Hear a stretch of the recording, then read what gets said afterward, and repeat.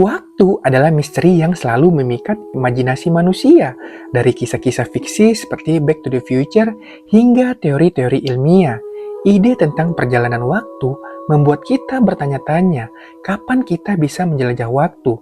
Apakah mungkin di masa depan kita kembali ke masa lalu atau mengintip masa depan? Mari kita bahas bersama dalam video ini. I always do this to myself. I always sacrifice myself. Oh darling. Untuk memahami perjalanan waktu, pertama-tama kita harus memahami apa itu waktu. Dalam fisika, waktu adalah dimensi keempat, selain panjang, lebar, dan tinggi. Menurut teori relativitas Albert Einstein, waktu tidak absolut, melainkan relatif. Waktu bisa melambat atau bahkan berhenti tergantung pada kecepatan dan gravitasi. Teori relativitas ini membuka pintu bagi kemungkinan manipulasi waktu.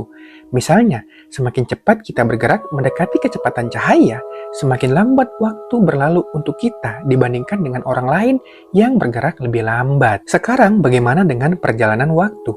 Ada beberapa teori yang menarik. Yang pertama, wormhole atau Lorentzian Traversable Wormhole. Teori ini mengatakan bahwa wormhole adalah jalan pintas antara dua titik di ruang waktu. Jika kita bisa menemukan atau membuat wormhole, kita mungkin dapat melompat antara masa lalu dan masa depan. Namun, tantangannya adalah stabilitas wormhole yang memerlukan energi eksotis, materi yang belum kita temukan. Yang kedua, dilatasi waktu relativitas. Seperti yang dijelaskan Einstein, jika seseorang bepergian mendekati kecepatan cahaya, waktu untuk mereka akan melambat. Dengan cara ini, seseorang secara teknis dapat melompat ke masa depan. Yang ketiga, rotasi silinder Tripler. Dalam teori ini, jika sebuah objek raksasa seperti silinder berputar dengan kecepatan mendekati kecepatan cahaya, itu dapat menciptakan distorsi ruang waktu yang memungkinkan perjalanan waktu. Namun, teori ini lebih bersifat spekulasi karena memerlukan teknologi dan energi yang jauh melampaui kemampuan kita saat ini. Jika kita benar-benar bisa melakukan perjalanan waktu, apakah ada resikonya? Berikut ini adalah beberapa tantangannya. Yang pertama, paradoks waktu. Salah satu paradoks terkenal adalah grandfather paradox. Jika kalian kembali ke masa lalu dan mencegah kakek kalian bertemu dengan nenek kalian, apakah kalian masih akan lahir? Yang kedua, energi yang dibutuhkan.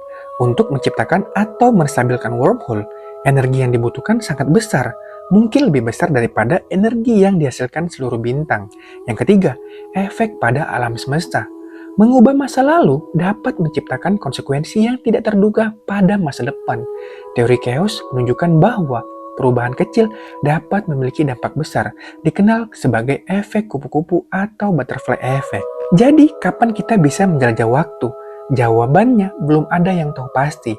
Ilmu pengetahuan kita saat ini baru memahami teori dasar, tetapi teknologinya masih sangat jauh dari kenyataan. Berikut ini adalah beberapa kemungkinan langkah-langkah yang harus kita capai. Yang pertama, penguasaan energi tinggi. Kita perlu menemukan cara untuk menghasilkan dan mengendalikan energi eksotis. Yang kedua, penelitian lebih dalam tentang ruang waktu. Fisika kuantum dan relativitas perlu digabungkan untuk memahami bagaimana ruang waktu dapat dimanipulasi. Yang ketiga, eksperimen realistis.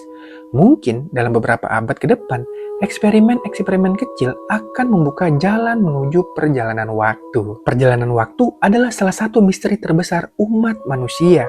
Meskipun ide ini masih jauh dari kenyataan, setiap teori dan eksperimen membawa kita selangkah lebih dekat. Siapa tahu, mungkin suatu hari nanti, kalian bisa mengunjungi masa lalu atau menyaksikan masa depan dengan mata kepala sendiri. Bagaimana menurut kalian? Apakah kalian percaya perjalanan waktu akan menjadi kenyataan? Tulis pendapat kalian di kolom komentar. Dan sampai jumpa di video selanjutnya.